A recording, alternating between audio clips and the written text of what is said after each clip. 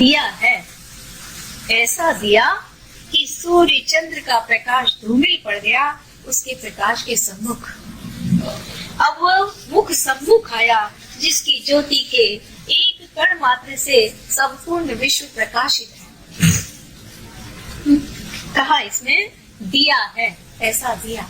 बोले मुझे ऐसा दीपक दिया है, सतगुरु ने दिया है, ऐसा दिया, ऐसा दीपक दिया है कि जिस दीपक के सामने सूर्य का प्रकाश, चंद्रमा का प्रकाश भी धूमिल पड़ गया है। आत्म प्रकाश के सम्मुख कोई भी प्रकाश सामने ठहर नहीं पाता। जिस प्रकाश के कारण हम सूर्य चंद्र के प्रकाश को भी देख पाते हैं, वो प्रकाश तो सबके भीतर है ना। यदि वो प्रकाश हमारे भीतर ना रहे तो सूर्य भले ही चमकेगा लेकिन हमारे लिए उसका कोई लाभ नहीं होगा, चंद्रमा भले ही चमकेगा हमारे लिए उसका कोई लाभ नहीं होगा। तो सद्गुरु ने तो ऐसा प्रकाश दिया है, ऐसी ज्योति जगाई है, ऐसा दिया दिया है, ऐसा ज्ञान दिया है कि जिसके सम्मुख सूर्य का प्रकाश और चंद्रमा का प्रकाश भी धूमिल पड़ गया, ऐसा उसका प्रकाश है। जो दिया है ना, दिया उन्होंने, उस दिए के सामने चंद्रमा और सूर्य का प्रकाश भी, ज्ञान दीपक के सम्मुख सूर्य और चंद्र का प्रकाश भी धूमिल पड़ जाता है। कहा कि अब वो मुख सम्मुख आया, अब मेरे सामने वो मुख आया, वो रूप आया, वो मेरे सामने अब वही परमात्मा का रूप आया जिसके लिए मैं जन्म जन्म से तड़प रहा था। कि वो मुख अब मेरे सामने आया कि जिसकी ज्योति के एक कण मात्र से सूर्य संपूर्ण विश्व प्रकाशित है। सारा विश्व परमात्मा की एक किरण से प्रकाशित है। उसको तो संपूर्ण परमात्मा का रूप तो केवल भक्तों को ही मिलता है। संपूर्ण विश्व परमात्मा की एक ज्योति से ही प्रकाशित हो जाता है, एक किरण, एक कण मात्र से प्रकाशित हो जाता है। परमात्मा कितना महान है इसका तो अनुमान कोई लगा ही नहीं सकता। उसके परमात्मा कैसा, कितना महान है इसका तो अनुभव केवल भक्त लोग अपने हृदय में करते हैं। वो किसी को ना बताया जा सकता है और ना वो किसी को दिखाया जा सकता है। भगवान ने अपने आप को छुपाकर अपने एक कण से सारे विश्व को प्रकाशित कर दिया, लेकिन उसके पूरे प्रकाश का जो दर्शन करता है वो स्वयं भी प्रकाश स्वरूप ही हो जाता है। वो भी फिर कभी अंधेरे में रह नहीं पाता, उसके जीवन में अंधेरा रह नहीं पाता, अज्ञान टिक नहीं पाता, जिसने कि अपने आप को परमात्मा के अर्पित कर दिया। कहते अब वो मुख सब मुख आया। अभी तक तो हमने बहुत चेहरे देखे थे, बहुत मुख देखे थे, लेकिन ये सारे मुख तो उसकी ज्योति से प्रकाशित हैं, एक कण मात्र से प्रकाशित हैं। सारे चेहरों पर एक कण मात्र से सब प्रकाशित हैं। लेकिन अब तो मेरे सामने वही मुख आ गया। भाव के द्वारा दृष्टि से देखा और सद्गुरु की कृपा दृष्टि से देखा, कैसे भी देखा, लेकिन जिसने अपने आत्म स्वरूप का बोध किया वही ये कह पाता है कि अब मेरे सामने तो मेरा अपना आपा आ गया, आत्म स्वरूप का मैं दर्शन कर रहा हूँ। मेरे सामने तो वो मुख है कि जिसकी ज्योति के एक कण मात्र से सारा विश्व प्रकाशित है। ऐसा दिया है किसने? सद्गुरु ने। ये ज्ञान, ये दीपक कोई और नहीं दे सकता, स्वयं भगवान भी नहीं दे सकता ना। इसलिए हम लोग गुरुदेव की इतनी महानता गाया करते हैं। सहजू ने कहा भगवान कहीं और तो था नहीं, था तो मेरे भीतर, लेकिन भगवान ने मुझसे अपने आप को छिपा लिया। कैसा है भगवान? लेकिन गुरु ने क्या किया? दीपक दिया और उसे ताहे दिखायो। गुरु दीपक दे ताहे दिखायो। उसी भगवान को जो मुझसे स्वयं छिपा हुआ था, उसी भगवान को गुरुदेव ने दीपक देकर ज्ञान का भाव का और मुझे उसी भगवान को दिखा दिया कि ये तेरा भगवान है, ये तेरा रूप है, ये तेरा उद्देश्य है, ये तेरा लक्ष्य है।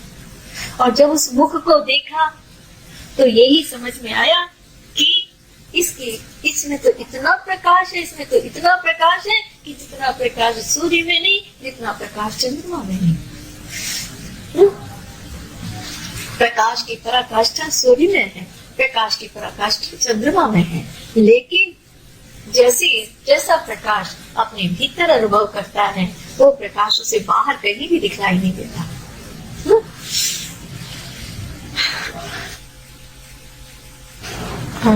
एक ही वाणी और करते हैं कि अमर दीप का नाम आत्मा है, तो अमर गीत का नाम प्रेम है। अमर गीत का दीप का नाम जो ज्योति अमर है, ना कोई उसे जला सकता है, ना कोई उसे सुखा सकता है, ना कोई उसे काट सकता है, ना कोई उसे मार सकता है। वो कौन सा दीप है जिसे कि कोई भी संसार की हवा जिसे बुझा नहीं सकती। जीव मृत्यु जीव का अंत करती है, आत्मा अमर ही रह जाती है, जिसके ऊपर काल का कोई प्रभाव नहीं पड़ता। ऐसा जो दीपक है, वो कौन सा दीपक है? तो कहते हैं वो दीपक, उसका नाम आत्मा है। अगर कोई पहेली भी पूछे कि कोई चीज ऐसी है क्या दुनिया में जिसे ना कोई सुखा सकता है, ना जला सकता है, ना कोई काट सकता है, ना कोई कम कर सकता है, ना वो मृत्यु से उसका अंत होता है, ना काल का उसके ऊपर कोई प्रभाव पड़ता है, तो ऐसी चीज क्या है? तो कहेंगे ऐसी चीज आत्मा है। एक ज्योति है, एक दीप है जो जलता है, निरंतर जलता है, उसका नाम आत्मा है। ये तो बहुत बार सुना, लेकिन कहते हैं तो अमर गीत का नाम, जो गीत कभी मरता नहीं, जो अनंत काल से प्राणी के हृदय में गूंजता ही रहता है, ऐसा जो गीत है उसका नाम प्रेम है। जब जब जो भी जीव उस अमर गीत को, प्रेम को धारण करना चाहता है, उसकी वाणी पर जब प्रेम आता है, जब उसके हृदय में प्रेम जागृत होता है, वो प्रेम अमर हो जाता है। मीरा के पद कोई उसे मार सकता है? मीरा के भजनों को, मीरा का श्री कृष्ण से जो प्रेम है, उस प्रेम को कोई खत्म नहीं कर सकता। ऐसे ही मतलब मीरा के भजनों को आज भी जब हम याद करते हैं तो एक पुकार उठती है। अमर प्रेम, अमर गीत कौन सा है जो सतयुग में भी गाया जाता रहा और कलयुग में भी गाया जाता है, त्रेता में भी गाया गया और द्वापर में भी गाया गया, जो चारों युगों में और सारे कल्पों में जो गीत गाया जाता है, उस गीत का नाम क्या है? तो कहते हैं उस गीत का नाम प्रेम है। भक्तों ने भगवान से अनेक प्रकार से प्रेम किया है। सतयुग में यदि प्रहलाद था और ध्रुव था, तो क्या द्वापर में कृष्ण के साथ अर्जुन नहीं था? क्या द्वापर में गोपियां नहीं थी? क्या द्वापर में राधा नहीं थी? अगर द्वापर में राधा थी, गोपियां थी, श्री कृष्ण के साथ अर्जुन थे, प्रेम करने वाले, जो उनके बिना, श्री कृष्ण के बिना अर्जुन को ऐसा लगता है कि मेरे तो इस शरीर में थोड़ी सी भी शक्ति नहीं रह गई।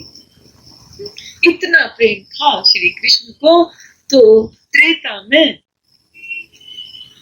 प्रेम करने वाली शबरी को क्या हम कभी भूलते हैं? प्रेम करने वाले हनुमान जी को जो हृदय चीर कर दिखा देते हैं कि मेरे हृदय में दुनिया का कोई प्रेम नहीं, मेरे हृदय में तो केवल राम जी का प्रेम है, वो प्रेम कभी नष्ट हो सकता है?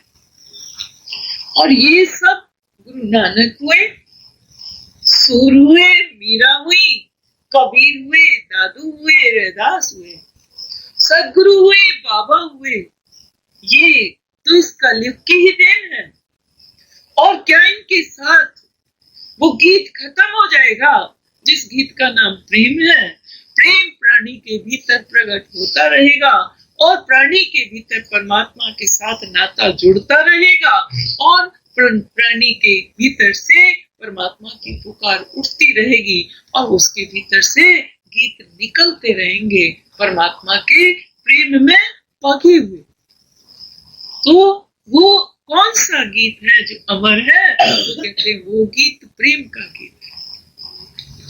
वासना के गीत दुनिया गाती है और वो भी चारों युगों में गाए जाते हैं, लेकिन उनका अंत हो जाता है तब जब कि ज्ञान होता है। ज्ञान हुआ तो वासना का नाश हो जाता है, वासना का क्षय हो जाता है ना। लेकिन प्रेम का, अगर आप दुनिया में रचे पचे हो तब भी प्रेम आपके भीतर है। भले ही वो प्रेम आप दुनिया से करते हैं, संसार की वस्तुओं से करते हैं, लेकिन प्रेम तो आपके भीतर तब भी होता है। और भगवान के प्रति थोड़ा ना थोड़ा विश्वास तो तब भी होता है। जब ज्ञान हो जाए तब भी प्रेम खत्म नहीं होता। भगवान से प्रेम तो और अधिक दृढ़ हो जाता है जबकि ज्ञान होता है। प्रेम से ही ज्ञान संभव है। हाँ? इसलिए कहा है कि जो गीत कभी मरता नहीं, जो गीत कभी किसी के भी प्रेमी जो हो उसको भी कितने दंड दिए गए, दुनिया ने कितने दंड दिए प्रेमी को भी। मीरा को जहर का प्याला पिलाया, प्रहलाद को अग्नि में जलाया, सुकरात को जहर का प्याला पिलाया, लेकिन फिर भी क्या ये वो प्रेम करना छोड़ सके? अगर किसी के हृदय में प्रेम प्रकट हो गया तो दुनिया के कोई भी ताना, दुनिया की कोई भी परिस्थिति, दुनिया का कोई भी भाव उसे अपने प्यारे परमात्मा से फिर विमुख नहीं कर सकता। जिसके भीतर प्रेम जाग गया उसके हृदय में तो निरंतर परमात्मा के गीत गूंजते रहते हैं, वो फिर कभी भी परमात्मा से विमुख नहीं हो सकते। तो कहते हैं जिसे जहर मार नहीं सकता, जिसे अग्नि सुखा नहीं सकती, जिस गीत को कोई बंद नहीं कर सकता, भले गला घोंट दे, मार दे, लेकिन फिर भी सुकरात कहना नहीं भूलता कि परमात्मा वो में ही हो। तो इसलिए कहते हैं कि उसमें अमर गीत का नाम प्रेम है। अमर दीप का नाम यदि आत्मा है तो अमर गीत का नाम प्रेम है। जीवन दीपक जलता रहा प्रतीक्षा में, जीवन दीपक जलता रहा प्रतीक्षा में, अपने से अपनी इसे जलना कहा जाए या प्रकाश फैलाना, ये भावना है ना। इसलिए जीवन दीपक जो है ना, ये तो व्यर्थ में भी चल रहा है, लेकिन सद्गुरु के कृपा से भक्ति का जीवन, भक्ति का जीवन, परमात्मा के प्रेमी का जीवन तो कितना जलता है। जीवन दीप जलता रहा प्रतीक्षा में। दीप जलाकर हम बैठे हैं इसलिए बैठे हैं कि अब आएगा शाम, अब आएगा शाम, अंधेरा कैसे करना, अंधेरा देख कर वो लौट नहीं जाए।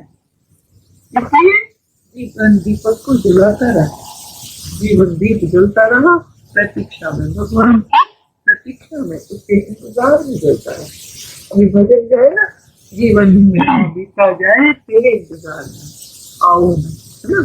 तो जीवन दीपक चल रहा है किसने, किसके लिए? प्रतीक्षा में, प्रभु के इंतजार में चल रहा है। कह रहे कि जीवन दीप चलता रहा प्रतीक्षा में। प्रश्न ये किया है किसकी प्रतीक्षा से चलना, किसकी प्रतीक्षा में चलता रहा, इसका इंतजार था। उसने कहा अपने की प्रतीक्षा में, कोई मेरा अपना आए। तो देखते हैं कोई अपना नहीं बचता, घर होता है हमको थोड़ी देर के लिए, शायद माँ ही अपनी है, लेकिन थोड़े दिन होते हैं हम बड़े हो जाते हैं, कहाँ की माँ अपनी है, पिता ही अपना है। अगर लड़की शादी हो जाए और घर में बैठी हो तो पिता की आंखों में किरकिरी होने लगती है, बाप आपकी आंखों की किरकिरी कौन है? बेटा अगर नालायक निकल जाए तो बाप की आंखों में दुश्मन सा लगता है। नहीं, पति यदि कमाने वाला ना हो या दुराचारी हो जाए, पत्नी उसे प्रेम कर पाती है? अपना नहीं लगता फिर वो तो अपना कौन है? अपने को, अपने के लिए हमने बहुत लोगों की माता जोड़ा, शायद माँ, अपनी पिता, अपना भाई, अपना बहन, अपनी पति, अपना पुत्र, अपना धन, अपना घर, अपना, लेकिन अपना कोई नहीं दिखाई दिया। अपने की प्रतीक्षा में जीवन बीत चलता रहा। और अपनी प्रतीक्षा में, अपनी प्रतीक्षा कैसी? अपनी प्रतीक्षा ऐसी कि मैं जो जी रही हूँ ना, वो खुश में जी रही हूँ, देह के भाव में। और देह मैं तो नहीं हूँ, देह तो मेरी है, मैं तो देह नहीं हूँ। तो ये जीवन जो है इस बात की प्रतीक्षा करता है कि कभी प्राणी को अपने प्यारे की याद आए, कभी प्राणी को अपनी खुद आए कि मैं कौन हूँ।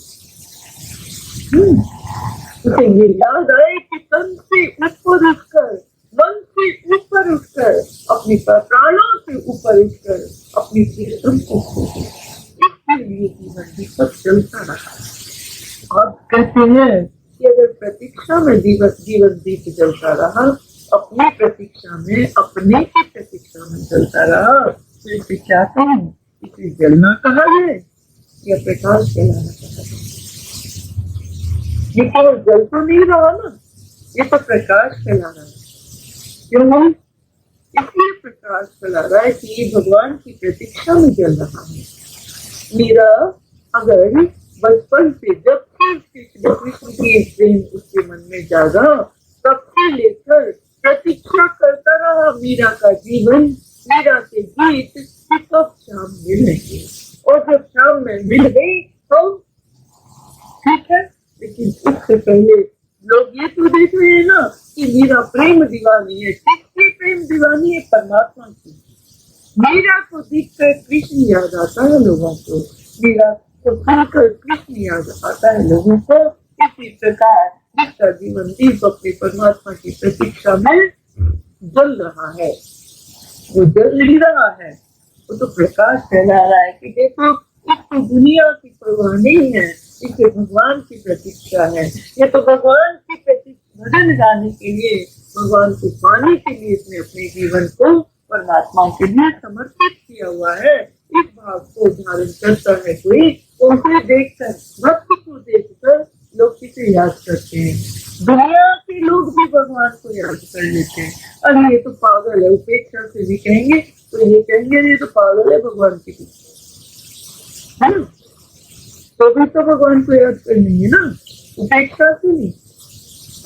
तो भी आप एक उस जीव से, जिस जीव के मन में भगवान को पाने की लालसा है, जिस जीव के मन में अपने आप को पहचानने की इच्छा है, उस जीव को देखकर दुनिया के लोग भी ये देखते हैं कि यहाँ कोई है जिसके जीवन में परमात्मा की प्रतीक्षा है, ये अपने जीवन में भगवान को पाएगा, इसके जीवन में भगवान अवश्य मिलेगा।